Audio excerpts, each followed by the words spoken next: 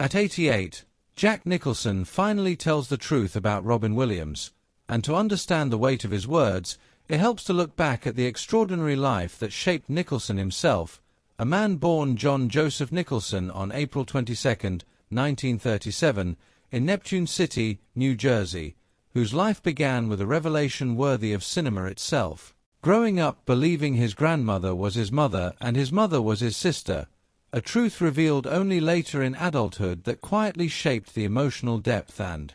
complexity he would bring to his work. Raised in a working-class environment, Nicholson developed an early fascination with storytelling and performance, entering Hollywood not through glamour but grit, starting as a gopher at MGM's cartoon studio before grinding through years of small roles in low-budget Roger Corman films. Learning resilience long before fame arrived with his Oscar-nominated breakout in Easy Rider in 1969,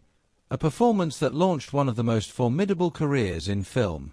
history. Through the 1970s, Nicholson defined a generation with raw, searching performances in Five Easy Pieces, The Last Detail, and his Oscar-winning turn as Randall McMurphy in One Flew Over the Cuckoo's Nest, embodying rebellion, vulnerability, and defiance in a way that captured the spirit of the era, before terrifying audiences in The Shining, where his descent into madness became immortal. Proving he could channel both menace and magnetism with chilling ease, he balanced that darkness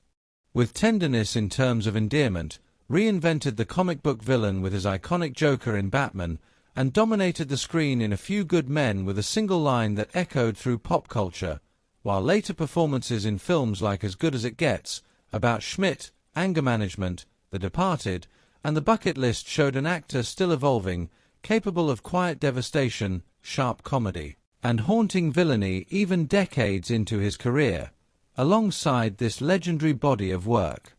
Nicholson's personal life remained a subject of fascination, from his brief marriage to Sandra Knight and their daughter Jennifer, to high-profile relationships with Susan Anspach, Angelica Huston, Winnie Holman, Rebecca Broussard, and others, through which he became a devoted, if unconventional, father to several children while maintaining an enigmatic independence that mirrored his screen persona. Now, with the clarity that only age can bring, Nicholson has spoken with rare openness about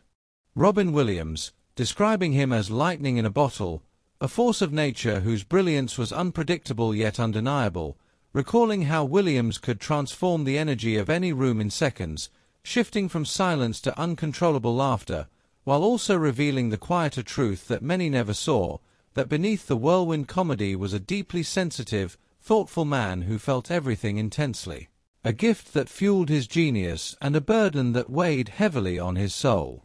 Nicholson reflected on how Williams truly listened, how he cared about people more than Hollywood games, and how their bond was built on mutual respect despite their vastly different styles, one known for razor-sharp intensity, the other for boundless improvisation. Speaking of Williams' death in 2014, Nicholson admitted it felt like a light going out in the world, a reminder that even the brightest spirits are fragile, and that being human, especially for those who give so much joy, can be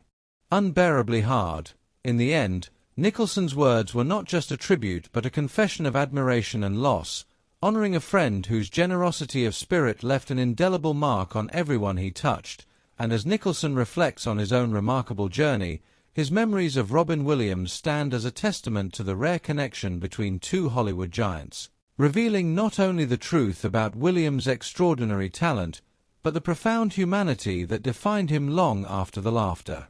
faded.